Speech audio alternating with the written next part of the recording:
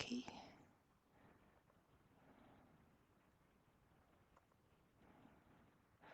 Okay. Yay! You guys are going to be able to hear me now. Oh! Heck. All right. I'm so sorry, everybody. Hello. It should be working now. As soon as it catches up. I think we... Yay! Okay. Holy Jesus. Okay. So, all of the things I said at the beginning 15 minutes ago, I'm so sorry, everybody. Yeah.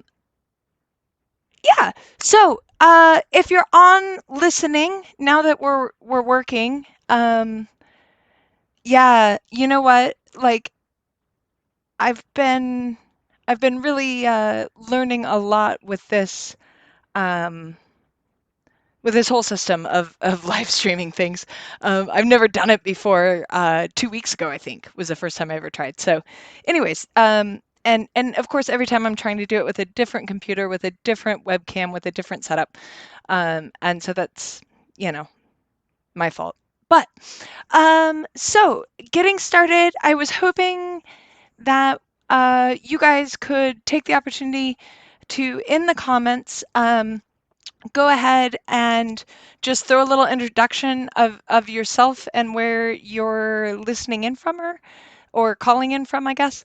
And that way, I mean, I probably know all of you, but maybe all of you don't know you. And so you guys can have that conversation as well. There is like a probably 30-second delay between when I'm speaking and I see your comments. So it may be that I won't see your reply to your comment um, until a little while past when you make it from your perspective. So um, thank you all for coming in and being patient with me on that.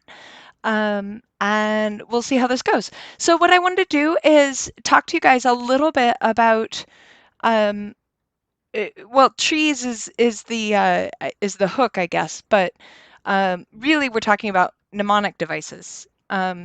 And I've spent the day gathering an assortment of images that help to illustrate what I'm talking about and maybe help us to dig deep, but it's going to kind of be dictated by your interests as we go.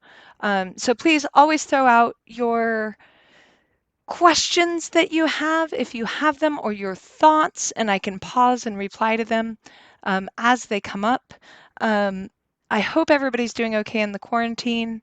It's been okay here. We're all safe and healthy so far. We're able to walk most anywhere we need to go and get delivery from local stores, restaurants, even our local small specialized plant store is doing on porch no contact deliveries. So my town, being a small town, is really wrapped around making this quarantine thing work, and I hope you guys are doing well. Okay, so let's jump into trees. All right. So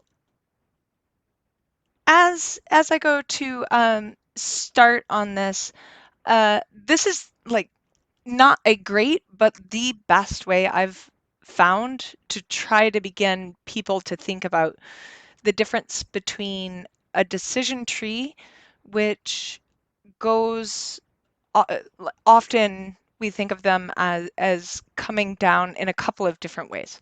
Um, so one tree we might be familiar with is a family tree, where you have uh, often we'll put ourselves, which is, interesting and says something, but we'll put ourselves as the trunk of the tree, and then we'll have a father branch and a mother branch, and then each of those will be a father and mother branch, and each of those will be a father and mother branch going on up.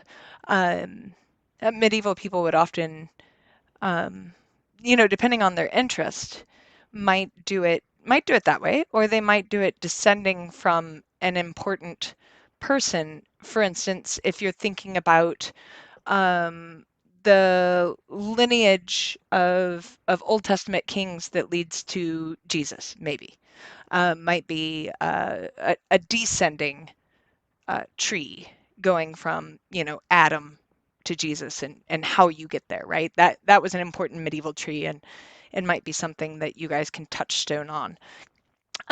But as far as thinking about um, related concepts, I got to thinking about mixing primary colors.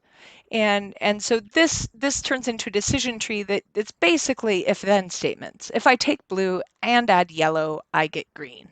If I take blue and add red, I get purple. And that point of decision is, am I adding yellow or am I adding red? And from that, then we'll move down different branches and get different results. And we do this all the time when we talk about, say, sword binds, right? We're going to go talking about a sword bind, and I say, he strikes to me, and I Zornhau, and if he is strong with his point high and off to the side, I will abnehmen. If he is strong with his point in center, then I will get strong by using Vinden, right? And if he is weak, I'll just hit him with my initial thrust from my Zornhau, right? So we talk about these kinds of if-then trees that branch off of a single technique or a single idea all the time in our art. And in part, that is because that's the way the darn texts are written. They're basically written as ridiculous long if-then statements, at least the glosses are, right? Of techniques, if he comes and you do this, then he does this. If then you feel, so you do, on and on, ad nauseum. So this is a perfectly valid way to analyze the art, to think about the art, to process the art, to discuss it, to teach it. But there's maybe more we could dig into then. Okay. So if we take that same previous tree, I should have left it up in the corner, but I didn't. If we take that same previous tree and we look at green and purple, then we could focus on them at by their level, i.e., it's the first level of results that we get off of our tree.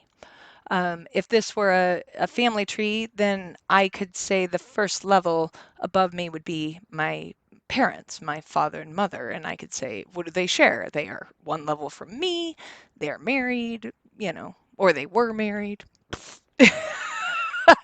Awkward. And so, I could analyze them by their level. So here we could look at green and purple, and we could say green is made of blue and yellow, purple is made of blue and red, that they have a shared quality of requiring blue to exist, but they have an oppositional quality in that yellow and red are also required to make them exist. And so this kind of approach lets us start to think about them not as results of an if-then statement, but rather as uh, archetypal items that live in their own space, and I can think about them as their own thing, and then think about the qualities that maybe caused them to arise, or maybe the qualities that they then would produce, um, both ways. And I think that's what's really helpful about um, some medieval diagramming is that it encourages us to understand the quality of the thing in its archetype rather than thinking of it in a specific use case, if that makes sense. Um, so excellent. So I'll give it just a second here for you guys to catch up, and then I'll move on. Cool, cool, cool. All right. So um, a couple of diagrams then that we could get ridiculous with the colors, right? And these suck. I mean, at least the top one sucks. That's the one I made. The one on the bottom is totally good and normal. But if I were to extrapolate out a tree of colors further, I could say I'm going to start from blue and go through red, and then on the it'll probably be your guys' left, but you can see that I'm going to have yeah, because it's over here. I'm going to have blue violet, violet, and red violet, right? And those arise out of varying levels of redness, right? Is what brings me to those three kinds of colors, and likewise for the yellow. Well, the amount of yellow that comes in can bring us to these levels of green, right? And so when you're looking at that, you're like, oh, okay, I can kind of see how Jess came up with that. But really looking at it, it looks messy. It doesn't look helpful. Having the yellow green end up next to the red violet, though they share the quality of having the most of yellow and red dumped into them to make them exist, right? So it's helpful in that way, that I can kind of read down levels, but just visually it's kind of a train wreck, and it doesn't tell us a lot about how to use it. So maybe that's, maybe that's why nobody makes trees of colors, and instead they make circular diagrams, which are much more useful for artists, for teaching colors, for understanding color theory, um, because this maintains a paradigm all the way around where it's, just giving us a lot more relational information that's useful. So when you're thinking about diagramming out the art, or thinking about how you might read a diagram, or create a diagram, I think it's important to consider usefulness, right? And relevance, because you can kind of make anything you want that means something to you internally, um, and that's great. I mean, that's fine. Um, but I think there's something to be said for, like, kind of, if you're going to do this work, digging in on it and seeing the best, most useful, most externally readable version of the thing that you can develop. Um, yeah, I noticed Eskrima Antigua there. You were saying something about colors, and I literally know nothing about color theory. So I'm just going to trust that you're right. But yeah, I'm mostly talking about pigments, and again, I'm just trying to give us something that doesn't require a lot of medieval knowledge necessarily. All right. So then jumping into a medieval tree. So this is one of the trees I particularly like, because I find it pretty easy to read and easy to understand. Um, this is a tree of virtues, and it has some interesting interesting qualities about it. So, loop, down in the bottom there, you're going to see what looks like an urn or a vase, and that is like the root of the tree. And so when you're reading a medieval tree diagram, one of the things that you want to consider is placement towards the bottom or towards the top. And these have symbolic meanings in that the root is the font of the thing, is where it comes from, um, and all of the importance and symbolism that you might place on the foundation of a thing should apply to that. Likewise, as we go up to the top, the most ascendant point should be, again, everything that we would symbolically associate with the peak or the pinnacle. Um, and these diagrams sometimes are flipped. So sometimes you see what looks like a tree growing from the top down. And again, this is the sort of thing where um, sometimes you might see a tree of the lineage of Jesus that starts with Adam at the top and goes down to Jesus because Jesus is the root and the most important thing and the thing we were after all along. But then sometimes you'll see them drawn the other way where they put Adam at the bottom and Jesus at the top because Jesus is the closest to heaven and the most ascendant and right. So even when they're using the same source material or the same material that a medieval person wanted to analyze does not mean that they even create the same diagram reliably with the same sorts of symbols. Okay, so if so, we have the root at the bottom. You see, we have 3 levels and an ascendant middle piece. Um, and I'll go ahead and flip now. This is the translation of this particular text, and I will come back, guys, and put the link in the description that will bring you to this. And yes, so there is all kinds of crazy cool stuff with the Tree of Life and Kabbalistic stuff, which I have not yet read enough to understand fully.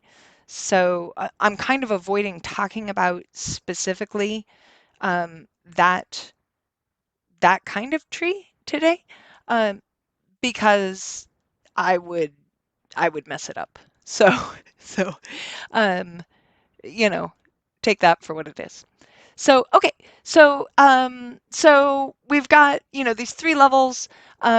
We have the translation here, which was not done by me, but like I said, I'm going to give you guys the link so that you can go to these pages, download these things for yourself, dig into it if that's your jam. But so for the Tree of Virtues, we have humility, being at the root, or as the font of all virtue is humility, whereas charity is in the peak. And that seems to fit with a lot of what I know. You're also going to notice that each of these branches goes to a main virtue that is surrounded by related like-minded virtues. Which again, part of why I like this, I think it's really, really cool to dig in on and see all of the associations that medieval people were making. Um, so as we're looking at it, the bottom 4 figures or four groupings of fruits of this tree um, are called, labeled there in the middle, the way toward life. Um, and the top 3 are the fruits of the spirit. And so if you're familiar at all with medieval symbolism, at least some of it, 4 and 3 are very common numbers, and 4 often um, the main association that people might make with 4 would be the uh, four elements, I'm sorry, four elements, which then goes to four winds and four blah, blah, blah, blah, blah. There's lots of fours, but four elements. So earthly material things, whereas three representing the Trinity is often spiritual things. And I think um, we're somewhat seeing this. Um, and yeah, I am going to go into more of the mnemonic trees as we keep going. So excellent. Um, so then this tree you're going to notice is its pear, and again, you could probably take a wild guess and guess that this is the tree of vices, and indeed it is. And so a couple of things.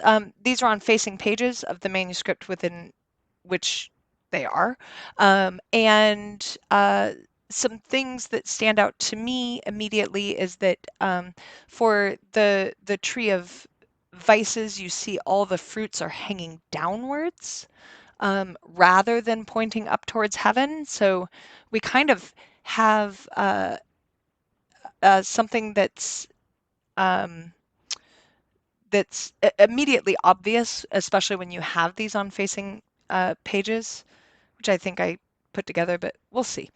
Um, So Ed is asking about a lot of medieval stuff meaning to be read aloud to an audience. I think that that is applying to earlier medieval stuff, particularly the reading out loud. By 14th, 15th century, as I understand, we absolutely have internal reading and silent reading.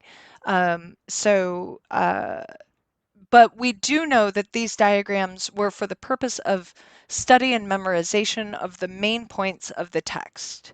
And what it starts to do for you personally is give you a mind map where you can, you know, quickly retrieve the information that you're after. Um, so if you were doing oh, I don't know. If you were memorizing scripture, ooh, is that book here? It is. Not where I can get it though. Um, we'll see when we get a little further in the talk. But there is if you were memorizing say the whole New Testament, there are mnemonic figures. They aren't trees in this case. They're actually kind of illustrated symbolic figures where you might have one of the animal representations of oh my goodness, I'm not doing well here with this. Like you would have the animal representation of Mark, and then have on all of this animal's limbs like an eye that's supposed to represent eye for an eye, and all these other drawings all on top of it, and so there's all kinds of mnemonic devices that we could get into, but I'm going to try to stay with trees. Anyways, I hope that answers your question, Ed. So uh, oftentimes trees and rotas or wheels, these get um, used to analyze the same information in different ways. And so this is from the same manuscript as the two previous trees. And this wheel is made of 7 wheels of 7 spokes.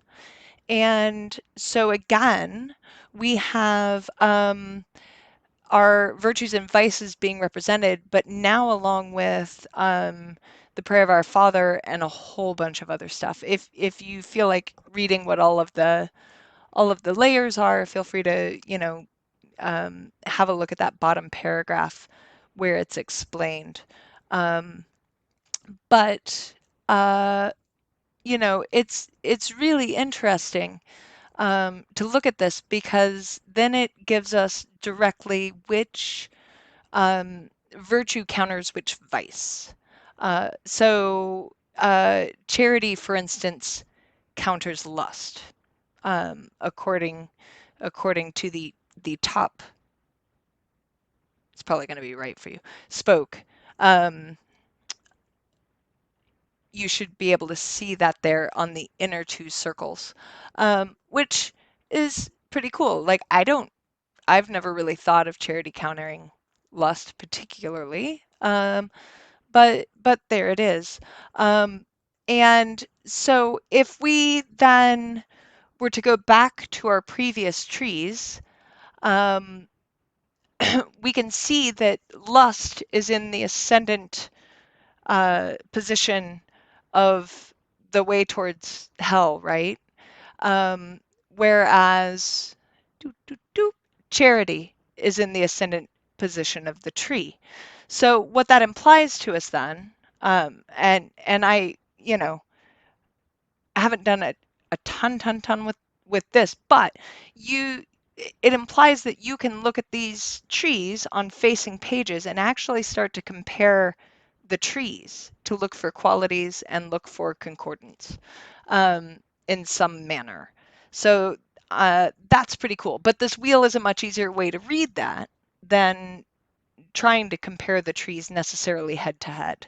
But I really enjoy that that a lot about this particular manuscript, and that's why I keep going back to this when I'm trying to find a not HEMA tree for people to have a look at.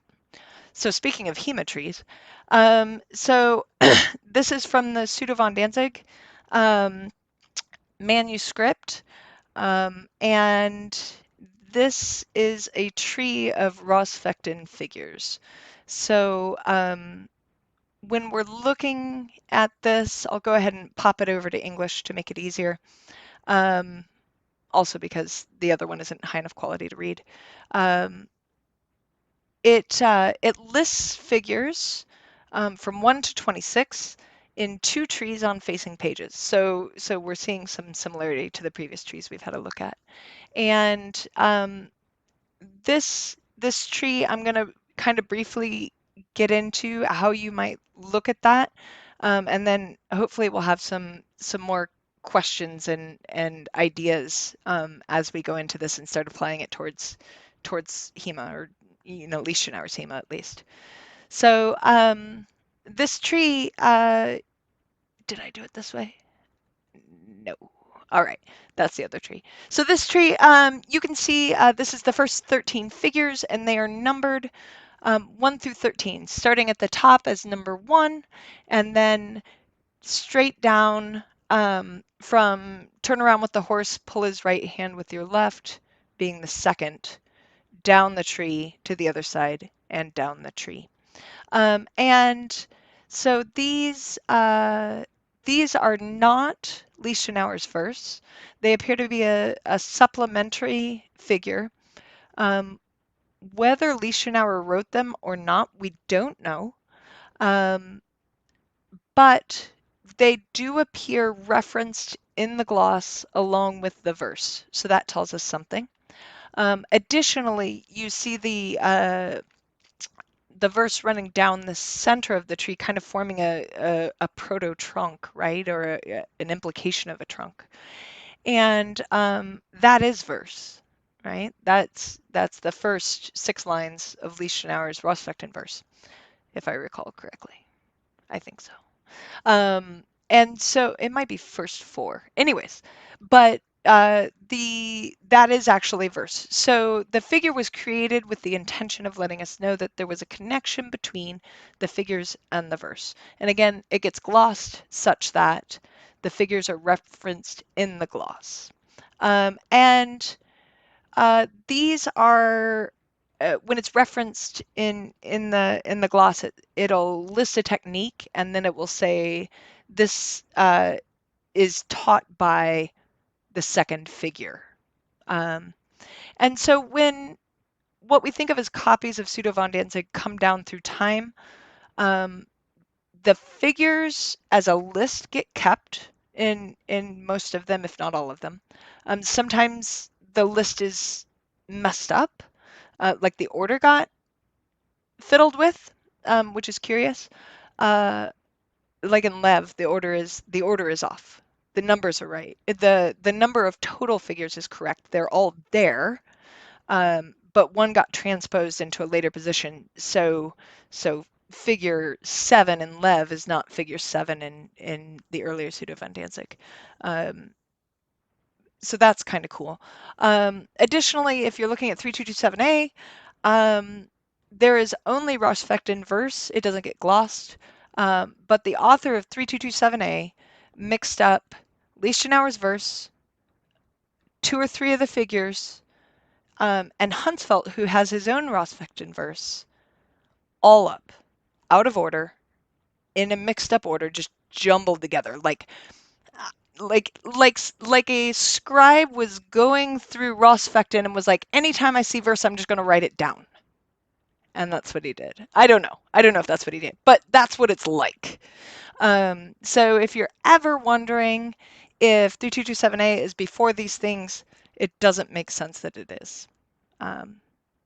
Just because, if only for that, because it's been copied weird. Interesting.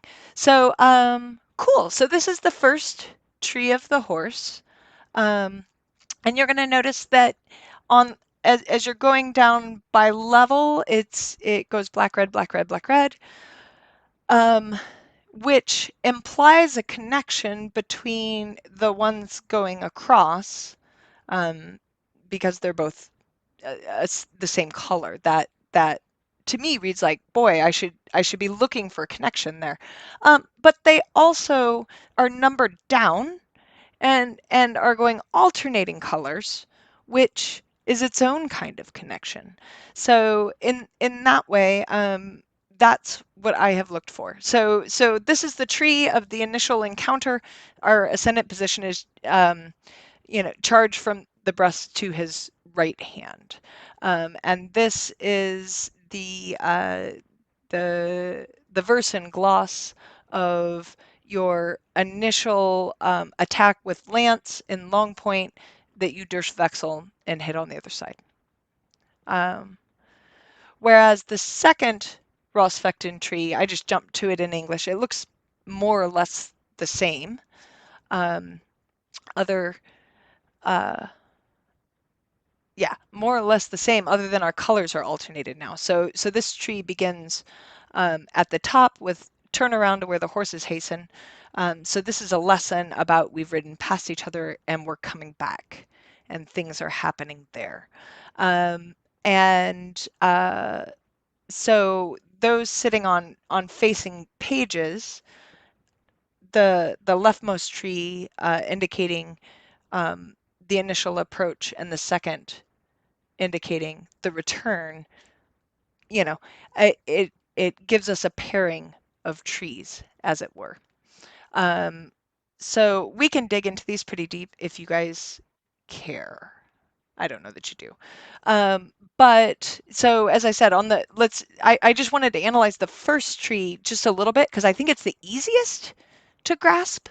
And so as I said, the ascendant position is the Sprechfenster basically, right? The approach with lance in center, followed by a Durchwechseln. And you see I pulled the gloss out of the foot combat, but in case you're wondering, should I read the horse verse and try to understand it? The answer is yes, because all the same stuff is there, but taught differently, which is pretty cool.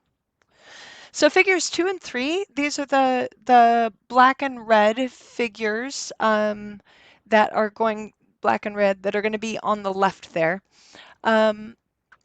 This is the figure itself. Turn around with the horse, pull his right hand with your left.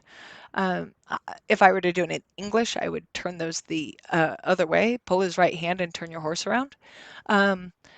But I have the gloss there. And so what this is it's a throw backwards. You're going to pull his right arm across you and turn your horse. And in that way, turn your horse and take him off of his horse with that action. The image there is from Goliath, which has a good bit of the Ross-Fechton with good, pretty reliable drawings. So I like it. But you see there's been a turning of the hand as he's gone, as we see in wrestling all the time. And then you see he's hauling his horse's head off to the left, to get the horse to take um, a turn. Whereas figure 3, the one below it, is upon the encounter, take his stirrup strap or his weapon. You are going to be you're going to be catching his right hand in your left and doing a forward throw, and you're actually going to be working with against that elbow in a way that's kind of similar to elbow to the balance, though really you don't do, if you're familiar with that wrestling technique, though you don't really do quite as much with it as when you're on foot, because you have a 1,000 pound animal, to haul off your 200-pound opponent. So yeah, so you're going to get a hold of that elbow, get a hold of the pommel. You might take the sword, you might throw him, but we have a throw back and a throw forward pairing of ideas. And so you can see as we start to analyze these as qualities rather than techniques, we can see that they have a lot of opposition, but that they're a logical pair to consider in conjunction with each other. Figures 8 and 9, they're over the next two down on the right, and i.e. the pair straight across from the last pair that we had a look at. And these are beginning with thrusts, one from above and one from below. And so again, that's a pretty easy thing to quickly grab a hold of and analyze, is the way these throws are going. In both cases, then you are also grabbing his hand with your left hand, and thrusting to an opening. Okay, you could take it to a wrestling if you need to. Both of them end up indicating that, but you also don't have to in either case. You might just get to work to the openings with your point. So uh, and both of those are right to right, approaching each other on each other's like 1 o'clock. So that's pretty cool, right? That again is an obvious pairing. Um, so if we're looking at that first tree, um, I kind of broke them down by kind of concept. So I'm just gonna chill here for a second again and let you guys get caught up, and see if you have any questions as you kind of glance at this. Um, Anything you wanted to dig in on the Rosfectin. Otherwise, we could move on to either the other tree, or we could move on to looking at Hauptstücke, um, or various other ways you could analyze this stuff. Um, and also, if you just joined, like, uh, I've been pretty talky up to this moment because I kind of had to, but please throw your name, where you're from in the comments, and go ahead and throw any questions at me anytime you want, and we'll turn it into a little bit more of a conversation if we can. I was very much hoping to be able to do this in some way that you guys could speak to me on your own webcams, but unfortunately that I couldn't get that to work in a live way that would also then be recorded.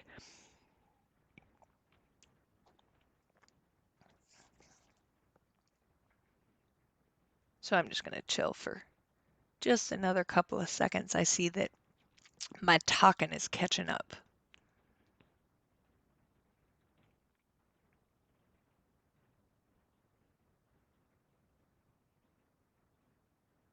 Excellent. Okay. So yeah, if you see anything in there that you're like, wow, that's really cool, I'd like to see more about that, speak up. Um, oh, hey, Jose, that's who you are. Hey, how you doing? Okay. Um, yeah, because I don't know everybody's YouTube handles. All right.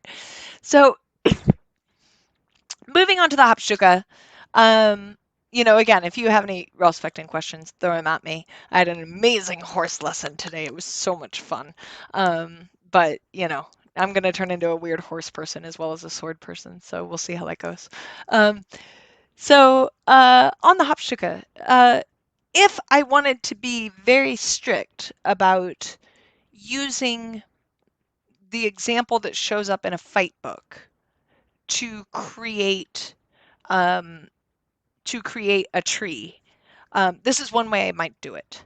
Now, um, because of the way my brain works, rather than necessarily listing them in order as they are numbered in the gloss, I have put them so that it goes Lager, Versetzen, Nachreisen, Überlaufen, Absetzen, Durchwechseln, etc.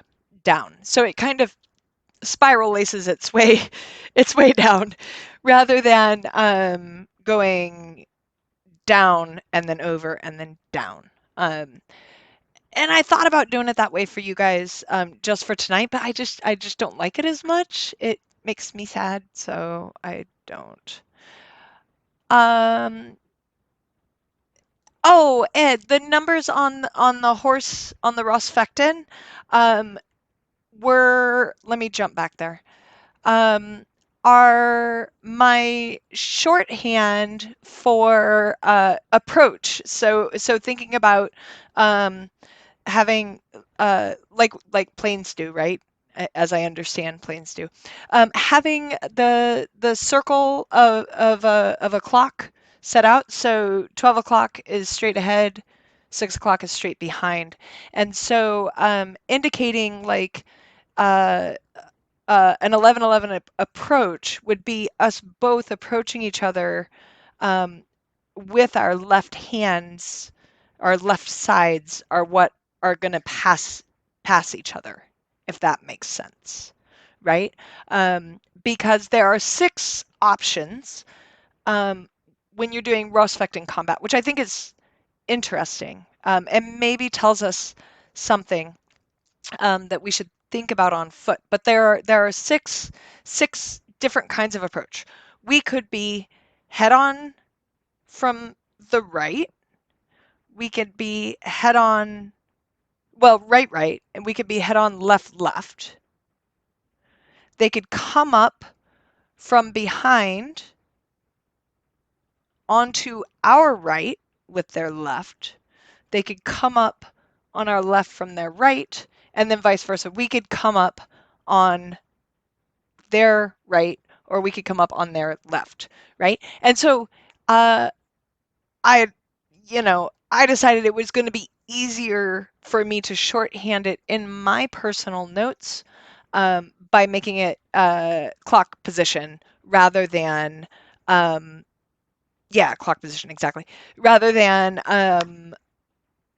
trying to say his right to my left or whatever, because that's just too many words and I couldn't find a way to shorthand it simpler. Um, and some of these things may have a contingent of, because sometimes it says if you come around accidentally to his left or something like that, right? And so what that kind of tells you is that like the horses are circling and both opponents of course have intentions and ideas, and so you're trying to get around um, in such a way that you would have your right hand against his right hand, so you can bring your right hand to bear, um, because of course that's swords in closest measure. But you've come around and now you've got a left approach and you're like, or 11-11 approach and you're like, no. And so then you have to fall to wrestling techniques because now your offhand is the thing that's in position to attack. Though there are sword techniques that you can do from across. So anyways, it's my shorthand. I think it's easier. But that's what's going on with that. Cool. So, Hauptstücke. Hauptstücke. The I went ahead and just put these two things together. So, I didn't go really deeply into analyzing the qualities of the Hauptstücke as I see them because that's very interpretation dependent. I mean, extremely interpretation dependent, right? Do I think that Lager are um, do I think that Lager are collected or do I think they are extended? Do I think Versetzen should be done uh, as a Nachreisen? Should they be done Indes? Should they be done in the Vor? Um, there, etc. There's a lot. If we're going to analyze qualities, which we can do if you guys are curious about mine.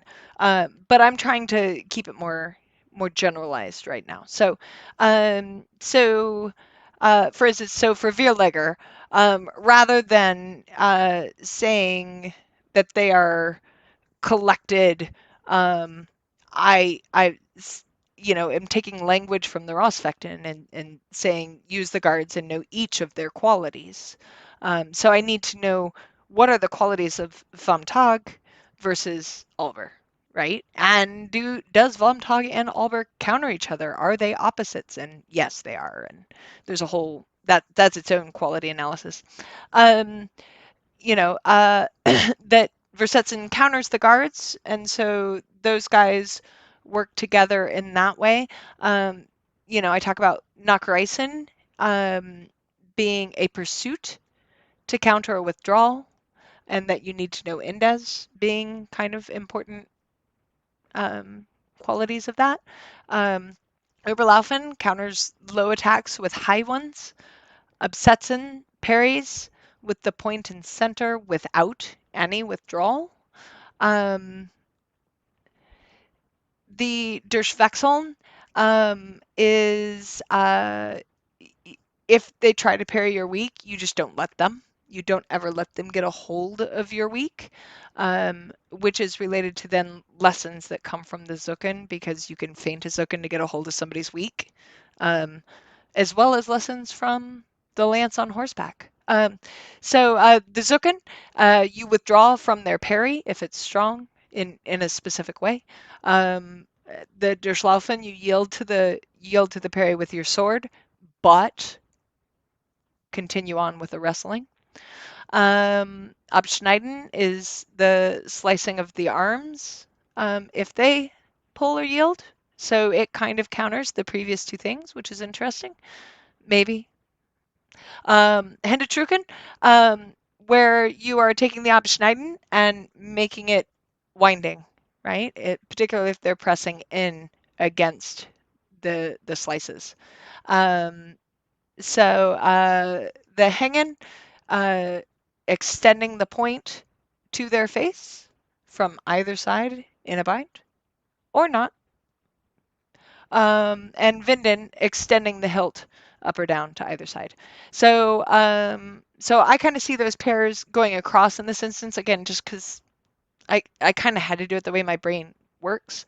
But hopefully that gives you an idea of the way one might make a Hauptstücke tree with Sprechfenster long point at the top in the ascendant position, which is what you can do from for or knock. And again, just put the point in their face. Uh, so so because and again it goes in the ascendant position because the gloss of it says that it is the greatest and the best of of all the things, right? Um, so, and that alone, if we do that, if we accept that, then this visual already tells you a lot about this art. Um, that um, that the point in center uh, is in that ascendant position. Um, Now, maybe you disagree with this tree and you say, "Nah, I don't like that, Jess," and that's fine, because you don't have to like my tree, right? It's my tree. It's the way my brain works. And I didn't grab it for in here, but if you saw it on the Facebook, I've made a lot of versions of a tree, and some of them look more like Kabbalistic trees. Some of them look more realistic. Some of them look, you know, uh, all different things. I've played with making highly figurative trees. It was pretty fun. That had, for instance, 24 oak leaves across the top. Each leaf uh, is such that 8 were red, 8 were yellow, and 8 were orange to represent our 24 windings, right? Um, and that there were different fruits coming out, which were the Hauptstücke, and occasional side branches to represent Duplerin and Mutieren, and it had a tree house built in it, which was with like a tree house in the form of a castle where the bastions were the 5 guards. I mean, you can do whatever you want to do. That was a pretty fun tree, actually. But I've kind of boiled it down to like this is the important part. Um, for analysis and for the way it lives in my brain.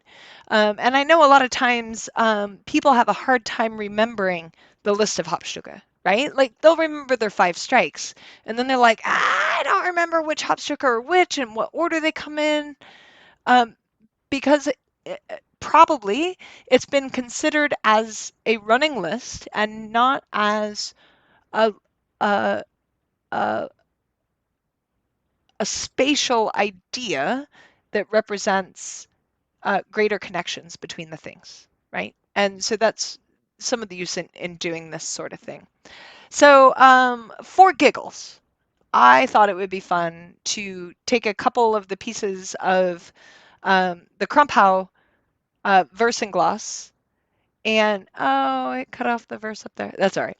The Versenglas and pretend like it was treated like the Rosfechten. And so what this might be is that if this were true, what we would have would be the all of the gloss would be arranged under the 5 strikes, and the relevant play would reference the Hauptstücke tree. Does this make sense? I don't know. Let me know. Let me know in the comments if it makes sense what I'm trying to say here. Um, and again, this is completely arbitrary that I said this is taught by the fourth Hauptstücke, right? The fourth Hauptstücke being the Hauptstücke of Überlaufen, right? That whenever someone is low, you should go high. And so this is actually the gloss of the top one is the gloss of striking to the flats of the masters. And the thing that, like for me, when I'm looking at the gloss and analyzing it, the thing that stood out to me about that is number one, we're doing it against a master, which means, presumably, someone that understands not only just sword fighting in general, but maybe Liechtenauer system of sword fighting, but even sword fighting in general. Überlaufen is a very universal idea to sword fighting, it would seem to me, because it always is true geometrically that a low target um, is harder to hit lengthwise than a higher target. So a target that is straight across because of the hypotenuse of a right-sided triangle being longer than either side. If I try to hit someone's legs, they could easily slip a leg and still hit me in the head without withdrawing, right? So without giving me a knock rice an opportunity, they can do so. Okay, so assuming that's a universal principle, and that Überlaufen is understood by any master of the sword, then this striking to the flats of the master's play sets up a situation beginning by saying, place your sword when you come to the suggestion, right? So I've decided I'm ready to fight, and I am going to come in there ready to fight and drop my sword really far away from my opponent. And so with that being an invitation in modern fencing parlance, an invitation for a master to strike to the highest line he can. He's going to try to Überlaufen that. And because he's trying to Überlaufen that, um, I have set up a predictable response from a master by deliberately taking a low guard. And maybe he doesn't know what Schonket does. Maybe he doesn't know I'm going to crump out of there. Or maybe he does. It really doesn't matter. So then I could come out, you know, hit his flat. Maybe I send him away and I get to cut him, but probably I'm going to hit his flat, wind to ox, thrust the face. Okay. So are there are actually multiple lessons in there, right? We have a lesson about Überlaufen. We have a lesson about Winden. We have a lesson about the Krumpau itself. And we also have a hard soft decision tree moment. Though it's interesting because it doesn't, you know, I didn't put it in here because I didn't talk about it, but it doesn't actually say if you bind with him and he's soft, then you get to cut him. Though a lot of people, including myself, have often interpreted it that way. It just says if you don't want to thrust him, then cut him. So it may just be that that's a lesson of Vinden, that it's one of the very first times where we're explicitly told that a Vinden can be either of our wounders, right? In that case, specifically a thrust or a cut, but we also know the slice is there. So pretty cool. So and then I have another one. We don't need to dig into that unless you guys want, but uh, I think what I wanted to show is that by taking the Rosfectin trees, the Rosfectin figures, and understanding them and understanding how they work together, then that allows you to start applying the lessons of the Vinden to everywhere in the gloss that a Vinden comes up. And you understand that Vinden only works with Hängen because they're a pair that has to come together. And the gloss tells you that, right? But sometimes it's hard to remember every single thing the gloss tells you. So if you remember that rota, that circular diagram, sometimes other diagrams come up like this bad boy right here. And I played with this for a really long time. Not today, but in the past. Trying to decide, do I like it? Do I not like it?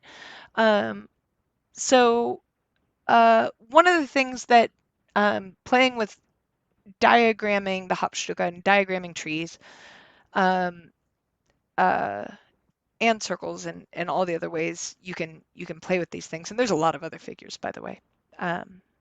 But one of the things that it's highlighted to me is because I'm only considering them as their archetypes, it allows me to start to group the archetypes together. So if we remember on those trees of virtues and vices, how we talked about there seemed to be a grouping of 4 and a grouping of 3 that were, you know, uh, the more base you were, the closer you were to hell, basically, and the more spiritual you were, the closer you were to heaven. And so when you're considering the Hauptstücke, the first four, which are Wir Läger, Wir Versetzen, Nachreisen, and Überlaufen, are all talking about the Südwesten, right? They're all talking about the entry to the fight right before the fight starts, the proper ways to enter the fight.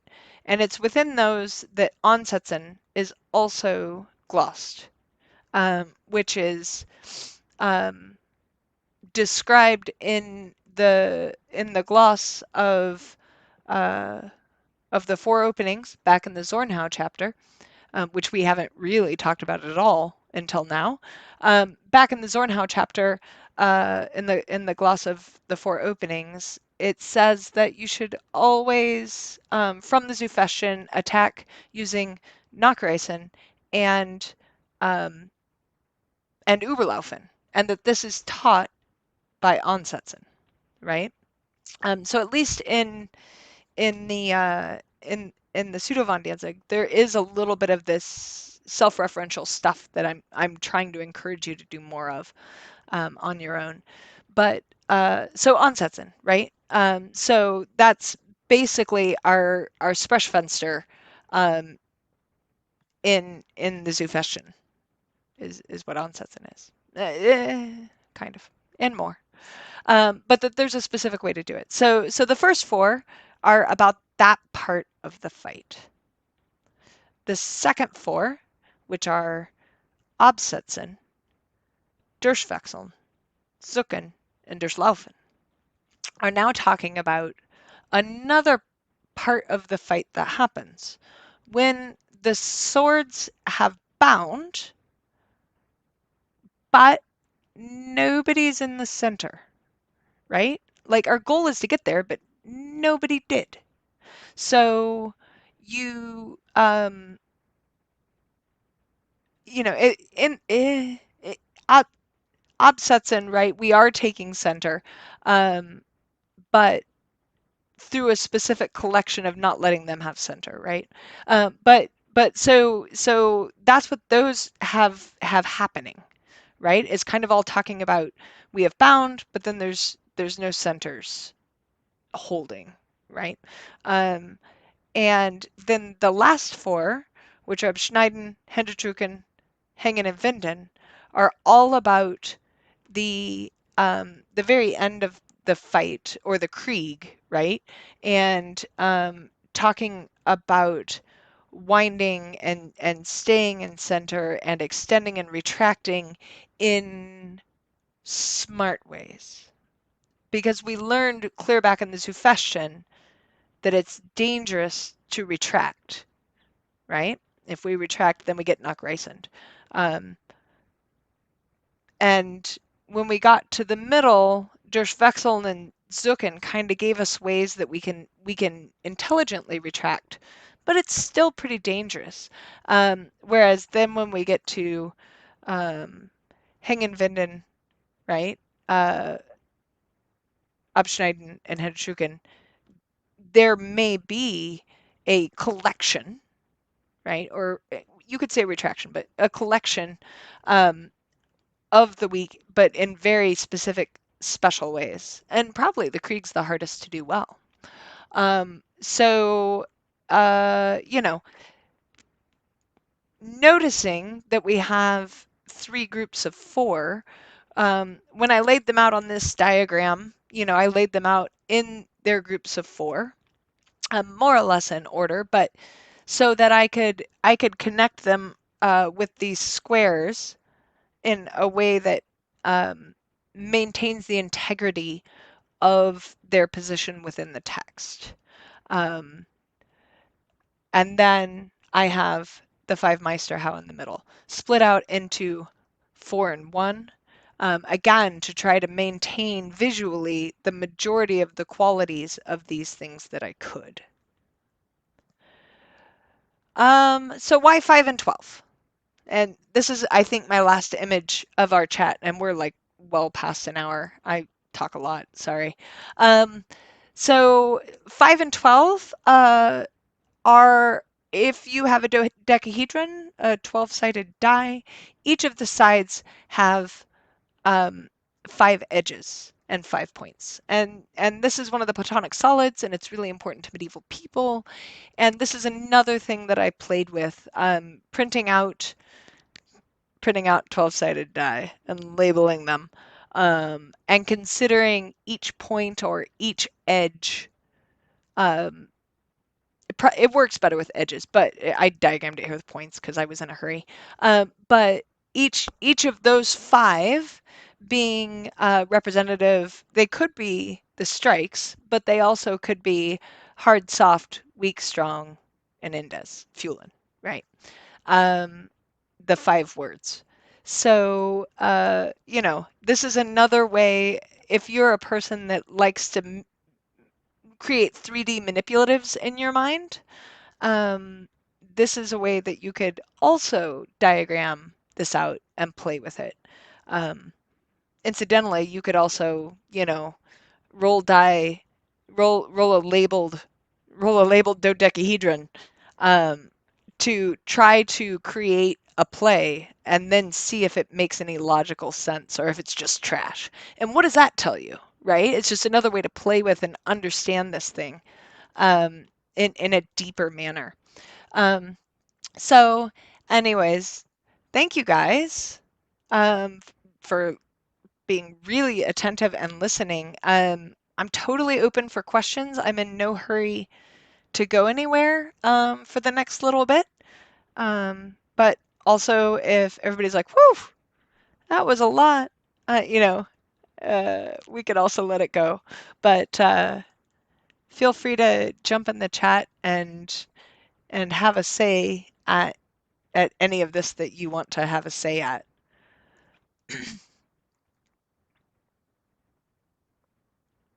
Ooh, weird.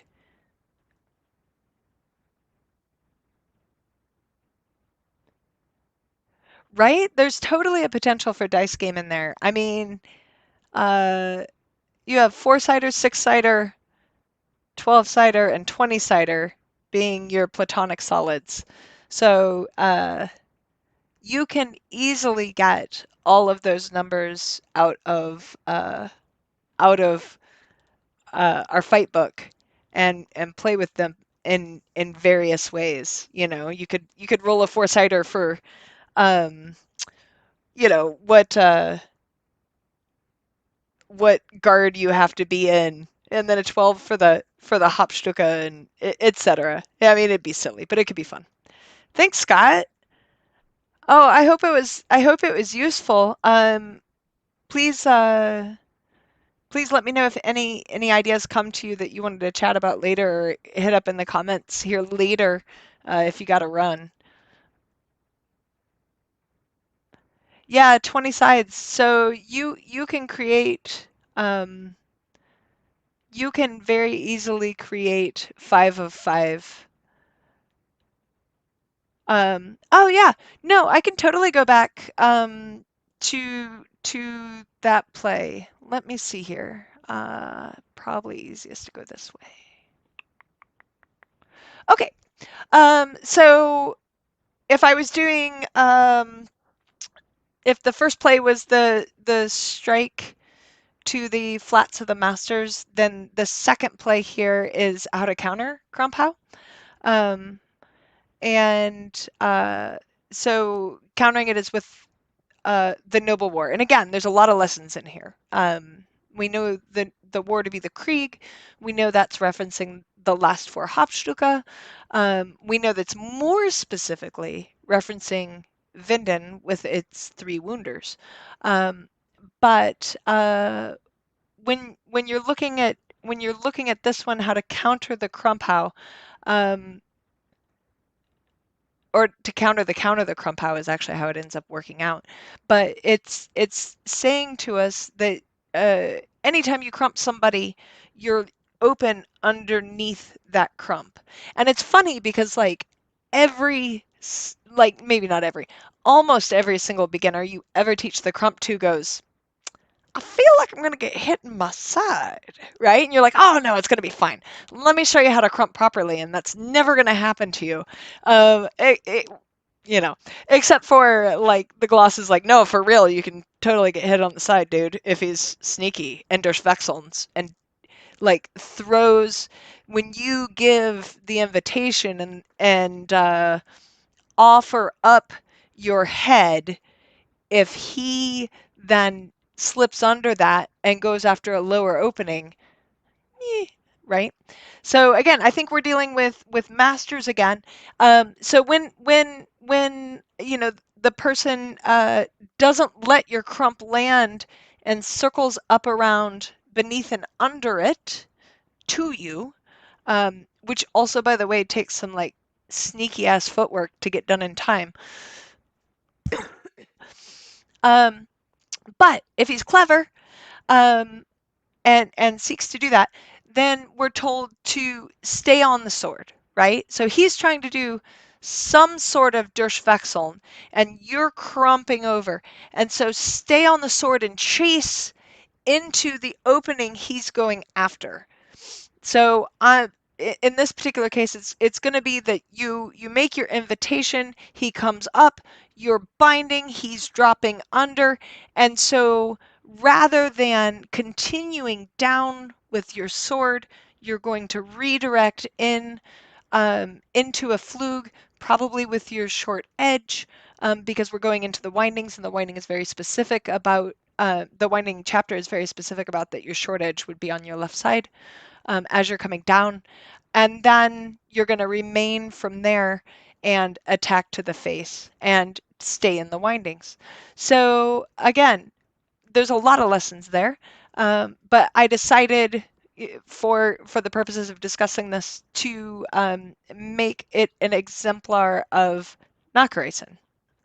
So that the important part of this, the thing that if you screw it up, none of this will work, is that you have to be able to chase to cover an opening and to bring your point in a different way into a new opening, if that makes sense. So, and of course, these are Uberlauf and Nakareisen are the guys that work together, and they are separated in the gloss by one set of verse, right? There's a technique in between them, um, which is the feint, right? Uh, don't to this some people call it a Kurzhau, right? To not throw the Krumpau, but to strike short and come through. And which is pretty interesting. So that brings up a whole nother question, right? Uh, Feints are not Hauptstücke, right? They are not one of the main things that Lichtenauer is telling us we need to totally focus in on, um, which is pretty cool. I don't know. I don't know. Um, yeah, yeah, yeah. Nice, guys. Oh, I'm sorry. I'm trying to read comments now. So hopefully that all makes sense with those, and kind of why I chose those two. But again, like by virtue of doing this work, you start to see things that fall out of the cracks that are clearly a part of Lichtenauer's art, feints, um, but that are no longer Hauptstücke. Sprechfenster, right? Sprechfenster is not one of the Hauptstücke. Why not? It should be. Um, uh, uh, how about Duplay and Mutieren? Also not Hauptstücke, right? Um, why not? What is that about? What questions then arise out of this sort of work? Um, it's interesting. And there's a lot more to this, which would probably be an entire another talk, but realistically, I consider the chapter of the Zornhau to be a microcosm for the tree as a whole and for the greater art as a whole. and you see through the five strikes a circular sort of pattern of the way that each of the techniques is presented that is repetitious. And so one thing I have done that I do like, I didn't bring it for this, but is to actually plot out those plays in concentric circles. That is useful, putting them on a rota like that. Not that you would ever perform them from inside out or outside in, um, but that you could read them around and you could read them on the spokes, and maybe make associations about, wow, the feints tend to be, I don't remember right now off the top of my head if it's the third or fourth technique, of every chapter of the five strikes at, you know, except for Shadowhow, which doesn't have a feint. But then Shadowhow is barely glossed, and so what does that mean? Right, yeah. So this is the work I do with all of this. And, it may be that there is no meaning for some of these things or no point. But I like to try to make meaning, and assume that there was a certain amount of thought put into things. But then I might be reading too much into it. It's hard to know. Um, let's see, Scott. Oh, Scott, part of your comment came in. You said, I try to teach fighting techniques as a, and then it died out, which I'm very curious about how you teach them. Um, and yeah, Jose, anything can be a feint. Sure, sure. Um, even footwork could be a feint. Uh, but almost anything can be a Nakaraisan as well. Because the Hapshuka, while we call them techniques, chief techniques, we translate it that way. It could be just as viably translated as element, um, or piece, right? So I think it's important to think of them as overarching ideals that get taught by a specific technique in their own chapter, and then hit upon elsewhere in the gloss.